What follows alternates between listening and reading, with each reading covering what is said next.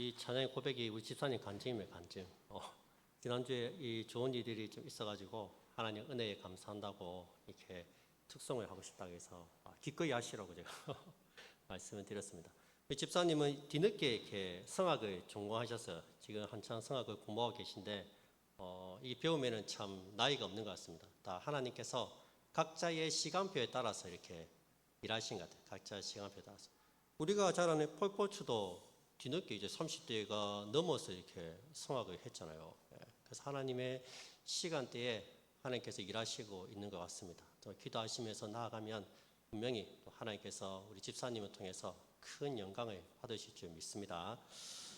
오늘 말씀 제목처럼 저는 여러분들에게 오늘 레갑 자손을 한번 소개해 주려고 합니다. 레갑 자손 들어보셨습니까? 레갑 족속들. 어느 날 하나님께서 예레미야를 부르십니다. 선지자 예레미야를 불러서 레갑 사람들을 데려다가 여호와의 집에서 포도주를 이렇게 마시게 해라. 그렇게 명령을 내립니다.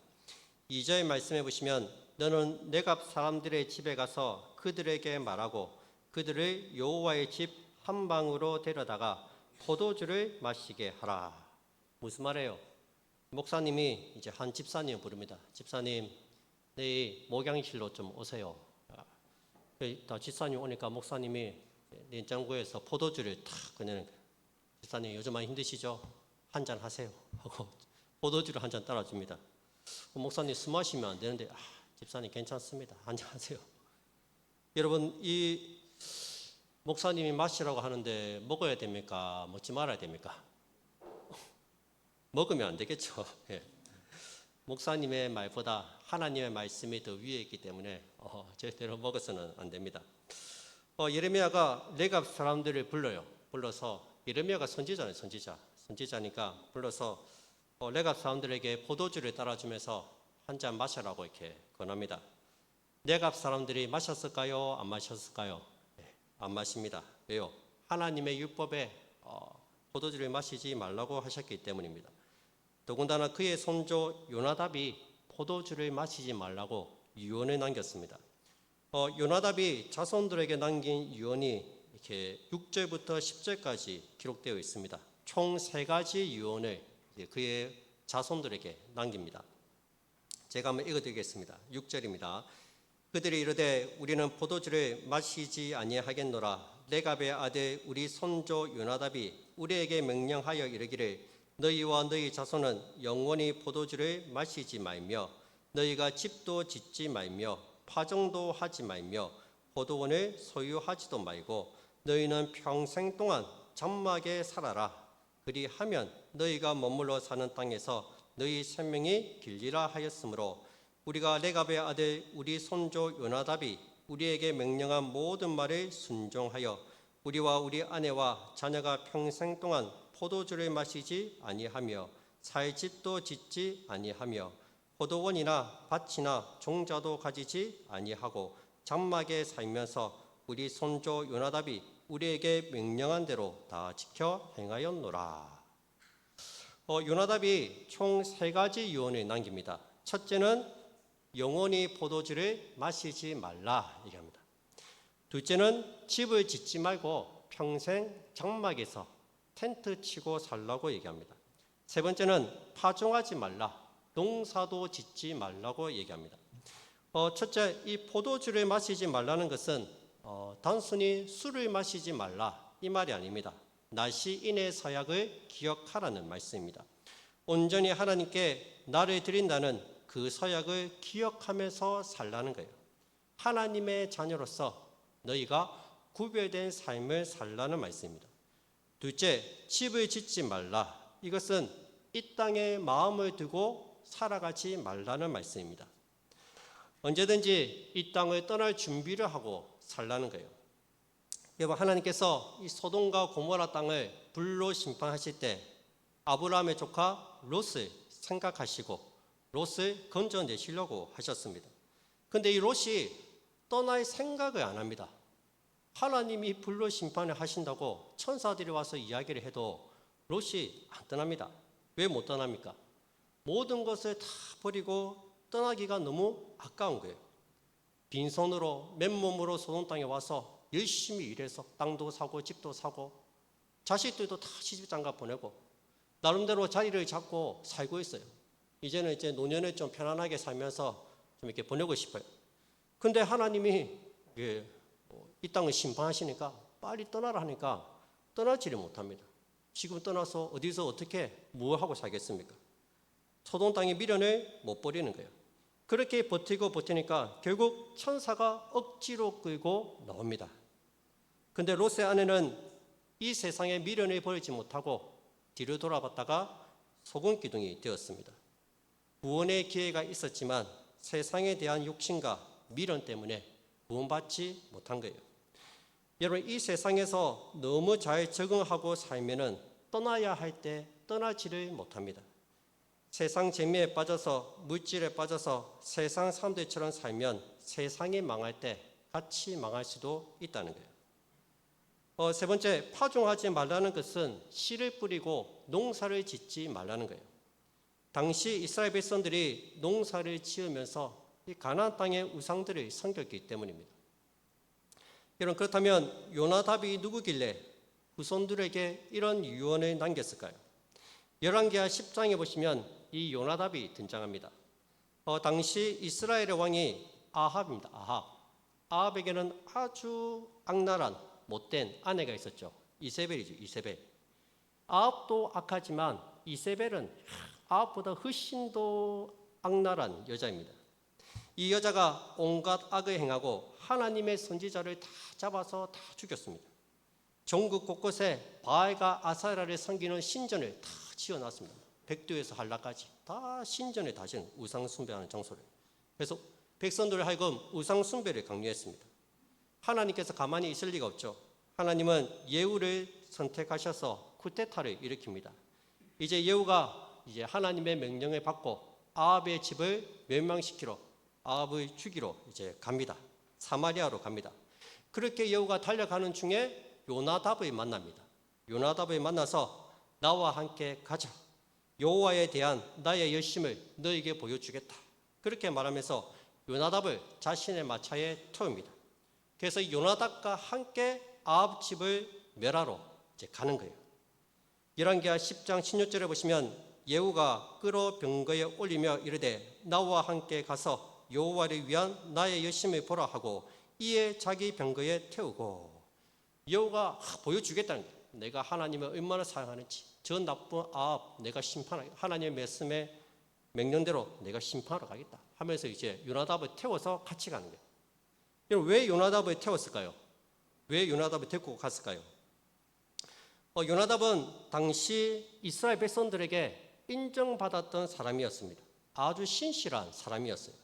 하나님께서 엘리야에게 내가 바알과 아세라에게 무릎 꿇지 않는 7,000명을 남겨두었다 말씀하실 때 그 7,000명 중에 대표적인 사람이 이 요나답입니다.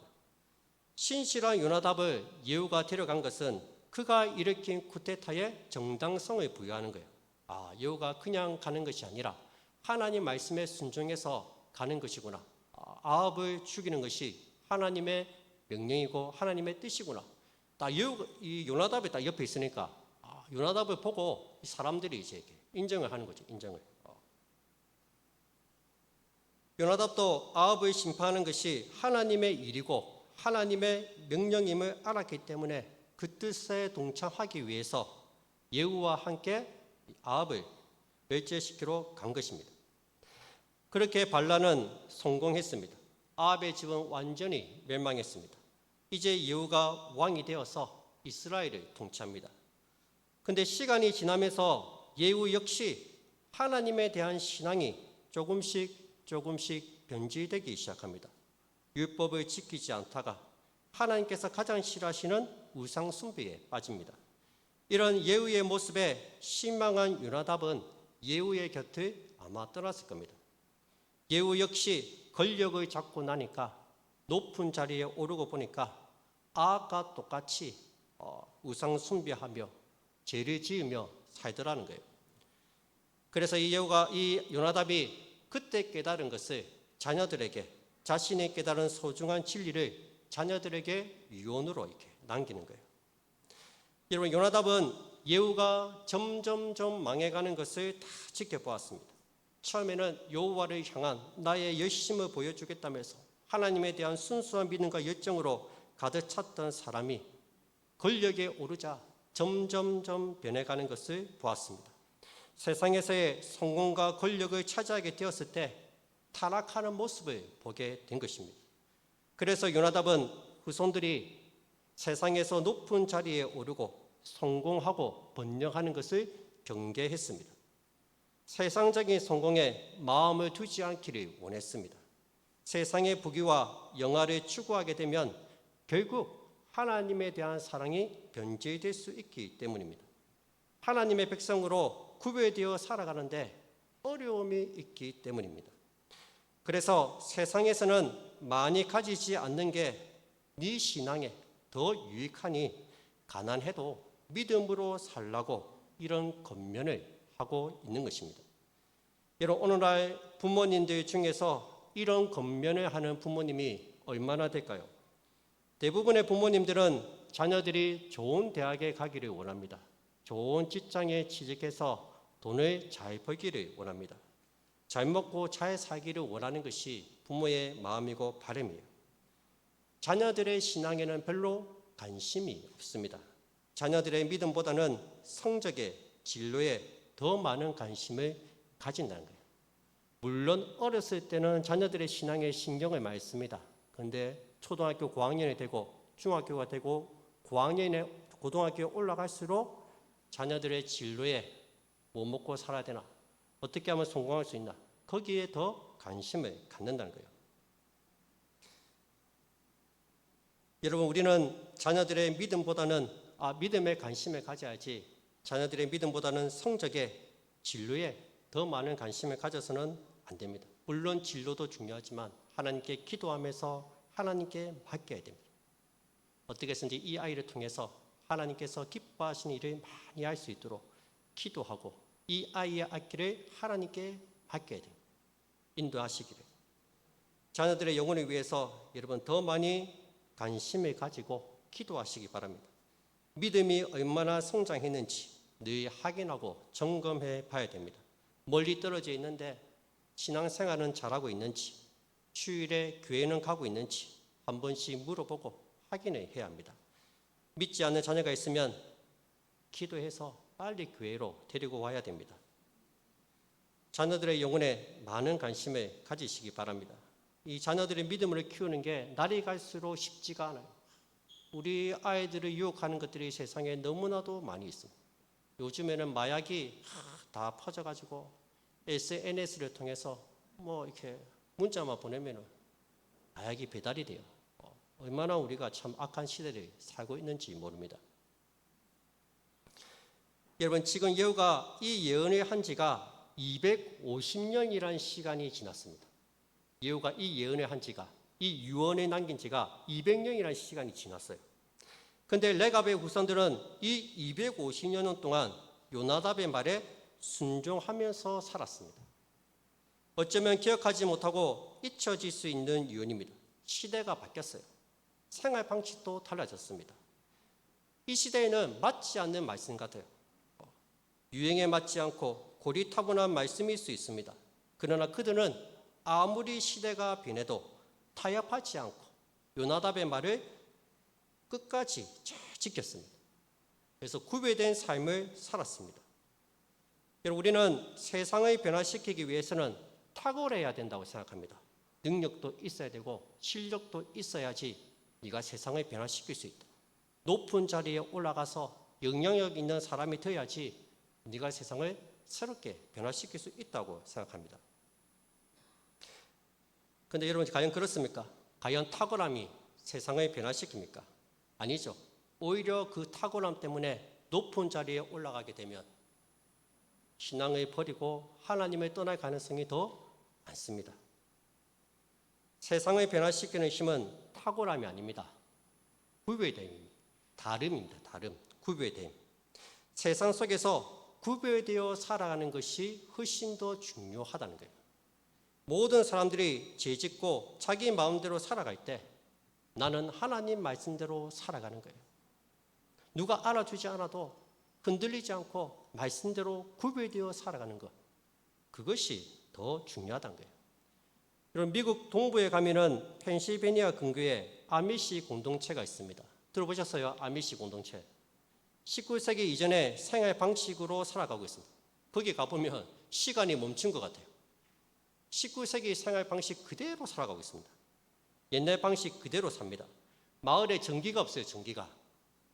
그러니 전기 기구를 사용할 수가 없습니다. TV, 컴퓨터, 스마트폰 다 없습니다. 자동차도 없어서 말을 타고 다닙니다. 말을 타고. 유일한 가전제품은 냉장고가 있습니다. 냉장고. 유일한 가전제품인데 이것도 전기가 없으니까 기름을 돌려서 기름으로 이제 돌려서 씁니다. 그래도 나라에는 세금은 철저하게 내고 농사도 짓고 삽니다. 자녀들의 교육은 부모가 다 맡아서 합니다. 자녀들의 교육은. 학교에 가면은 기본적인 것만 가르쳐주지 자녀들의 신앙 교육은 다 부모님이 맡아서 합니다.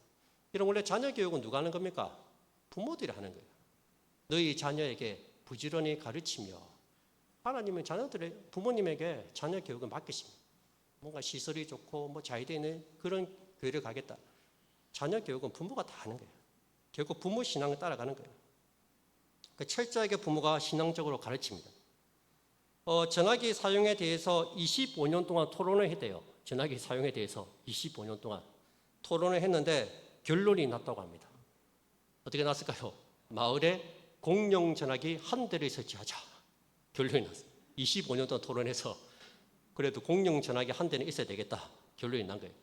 그래서 전화가 오면은 그 근처에 있는 사람이 빨리 전화를 받아서 바꿔주라.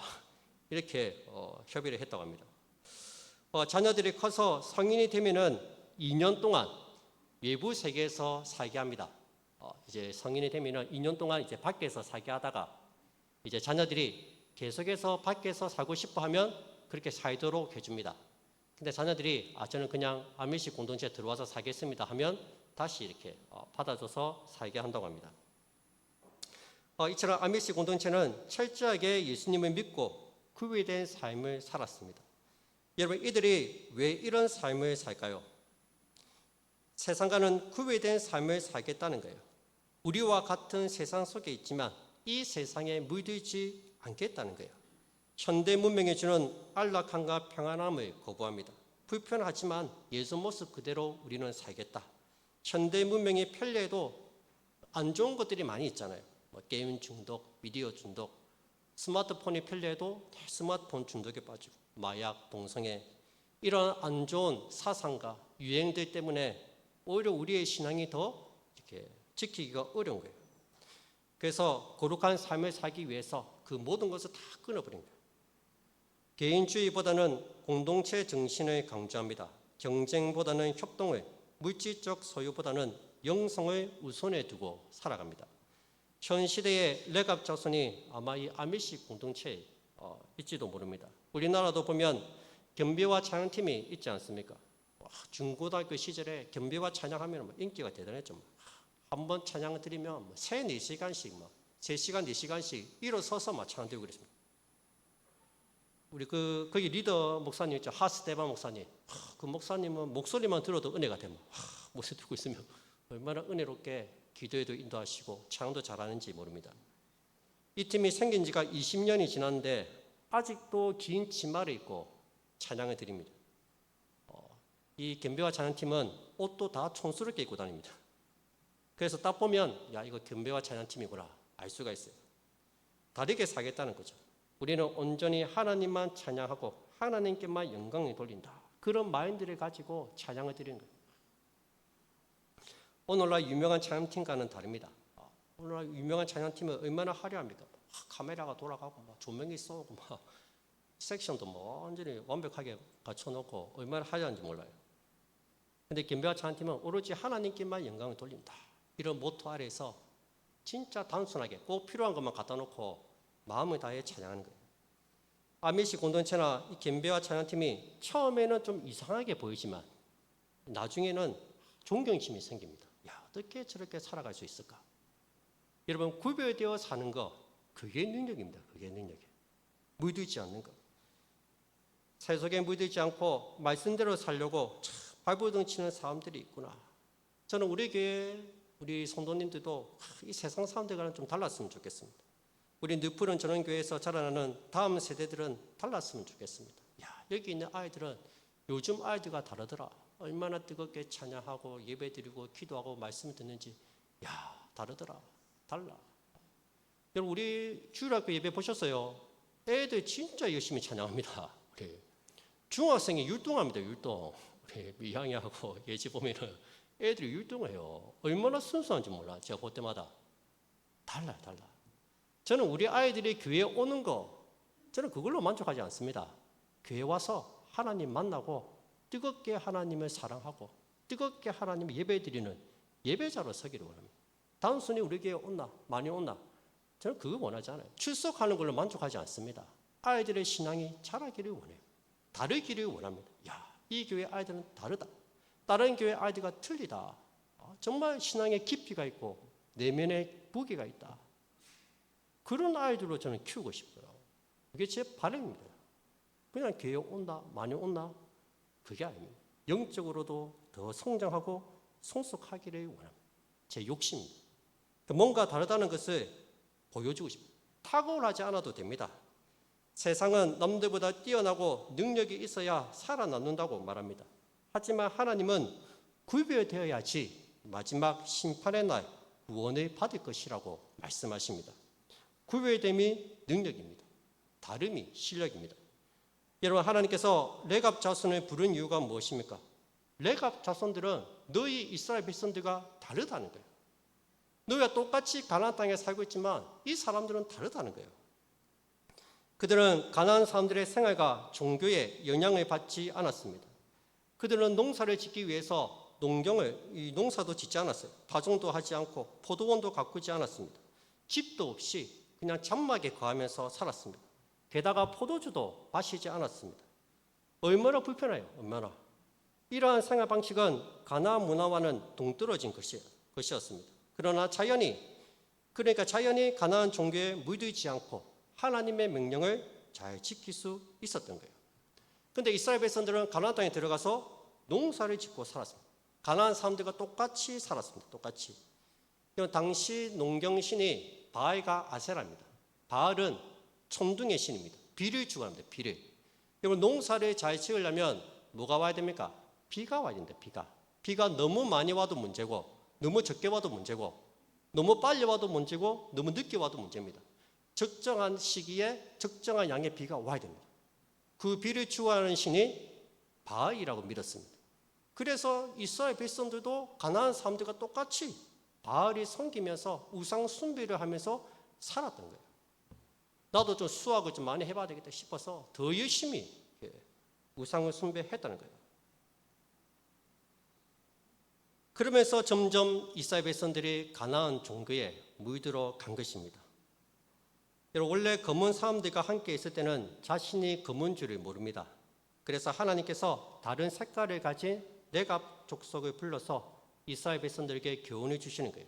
너희와 똑같이 가나안 땅에 살지만 봐라, 이 사람들은 다르게 살지 않느냐, 다른 삶을 살고 있지 않느냐, 너희도 이 사람처럼 구별된 삶을 살아라고 말씀하시는 거예요. 여러분, 죽은 물고기와 살아있는 물고기의 차이가 있습니다. 죽은 물고기는 물이 흘러가는 대로 쭉 흘러갑니다. 하지만 살아있는 물고기는 물을 거슬러 올라갑니다. 그것이 생명의 힘입니다. 여러분, 세상이 아무리 악해도 다 신앙을 버리고 적당히 타협하면서 살지 않습니다. 엘리야 시대에도 바알과 아세라에게 무릎 꿇지 않는 7천 명이 있었습니다. 여전히 믿음을 지키고 말씀대로 살아가는 구루터기 같은 성도들이 다 있습니다. 저는 저와 여러분들이, 아니 우리 자녀들이 레갑 족속들처럼 이 시대에 구루터기가 다 되었으면 좋겠습니다. 끝까지 믿음을 지키고 끝까지 하나님을 섬기며 살았으면 좋겠습니다.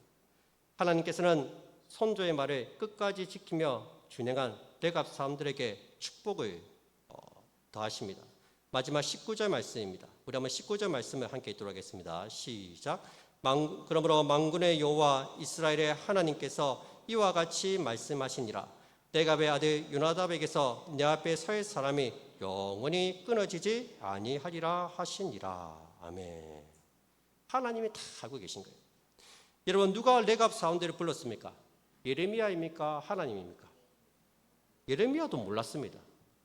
아니, 이 시대에 이렇게 사는 사람들이 있다고? 말씀대로 사는 사람들이 있다고? 예레미야도 몰랐어요. 근데 하나님은 아셨던 거예요. 250년 동안 이렇게 살아왔지만 예레미야도 몰랐고 이스라엘 백성들도 몰랐습니다. 아무도 몰랐습니다. 그런데 하나님은 알고 계셨습니다. 하나님은 이들의 삶을 주목하고 계셨습니다. 이들의 신실함을 다 보시고 알고 계셨다는 거예요. 여러분들이 삶의 현장에서 믿음으로 살기 위해서 발버둥 치고 기도하는 것, 사람들은 잘 모릅니다. 그런 믿음의 삶을 세상 사람들은 인정해 주지도 않습니다. 그러나 우리 하나님께서는 다 아시고 보시고 계십니다. 인정해 주십니다. 여러분들이 믿음으로 살아온 그 시간들이 결코 헛되지 않을 것입니다. 내가 나름대로 참 하나님과의 약속한 게 있어서 내가 믿음으로 살고 참 나름대로 주의 말씀을 지키기 위해서 발버둥 치는 것, 사람들은 몰라요. 관심도 없고. 근데 우리 하나님은 다 알고 있습니다. 다 보고 계십니다. 때가 되면 다 갚아주실 것입니다. 여러분, 말씀 맺겠습니다. 여러분, 왜 레갑 자손들은 250년 동안 요나답의 말에 순종하면서 살았을까요? 이 명령을 지키지 않는다고 해서 벌을 받는 것도 아니고 어떤 강제성이 있는 것도 아닙니다. 안 지켜도 돼요. 그런데 왜 200년이 넘는 시간 동안 이 말씀을 지키면서 살았을까요? 그들이 깨달았기 때문이죠. 아, 이렇게 사는 것이 복된 삶이 맞구나. 그걸 깨달은 거예요. 정말 포도주를 입에 대지 않고 집을 짓지 않고 전세살이 월세살이 하면서 안락한 삶을 추구하지 않았습니다. 세상에서의 성공과 좋은 직장, 많은 연봉을 탐하지 않고 나그네처럼 200여 년을 살았습니다. 그 결과 깨달은 거예요. 야, 이것이 정말로 복된 삶이구나. 정말 요나답의 말이 맞구나. 깨달은 거예요. 세상의 유혹으로부터 나 자신을 지킬 수 있었고 구별된 삶을 살아가는 것이 정말 복되다는 것을 경험했다는 것입니다. 요나답의 말이 정말로 맞는 말이고 복되다는 것을 경험을 통해서 배웠던 거예요. 그래서 200여 년 동안 이 삶을 계속해서 유지할 수 있었던 거예요. 여러분, 아무리 아버지의 유언이라도 그 말대로 하니까 생고생만 하고 평생 장막에서 춥고 배고프고 삶이 더 고달프고 힘들어졌다면 이 유언을 지키고 살기가 어렵습니다. 이 유언대로 살아보니까 너무 힘들고 너무 괴로운 거예요. 누가 살겠어요, 누가? 그런데 정말 세상과 구별되어서 포도주를 마시지 않고 이 땅에 소망을 두지 않고 저 하늘나라를 소망하면서 거룩하고 구별되게 사니까 놀랍게도 하나님이 다 채워주시는 거예요. 하나님이 다 책임져 주시는 거예요. 그러니 이 삶을 포기할 수가 없는 거예요. 예레미야가 불러서 초반에 뭐라 했겠습니까? 포도주를 따라주면서 한잔 해라니까 안 마시는 거예요. 내가 이렇게 사는 게 훨씬 더 좋은데 이렇게 구별되어 사는 게 하나님의 축복을 누리면서 하나님의 살아계심을 경험하면서 살아가는 게 이게 복된 삶인데 내가 왜 한낱 쾌락을 위해서 그렇게 하겠느냐? 안 한다는 거예요. 이 삶이 너무 복되고 귀하기 때문입니다. 여러분, 요즘 시대가 많이 바뀌었습니다. 날이 갈수록 세상은 악해져 가고 있습니다. 삶의 양식과 모습도 많이 달라지고 있습니다. 그러나 주님이 다시 오실 때까지 변하지 말아야 할 것이 있습니다. 바로 주의 말씀을 듣고 경건하게 살아가는 일은 주님이 재림하실 그때까지 변하지 말아야 됩니다. 이 삶이 복되고 귀한 삶이라는 것을 꼭 기억하시기 바랍니다. 절대로 포기하지 마시기 바랍니다. 아무리 시대가 변해도 변함없이 하나님 말씀을 붙들고 믿음으로 살아가는 우리 모든 성도님들이 다 되시기를 주님으로 축복드립니다. 우리 찬양되겠습니다. 오직 믿음으로 같이 찬양하겠습니다.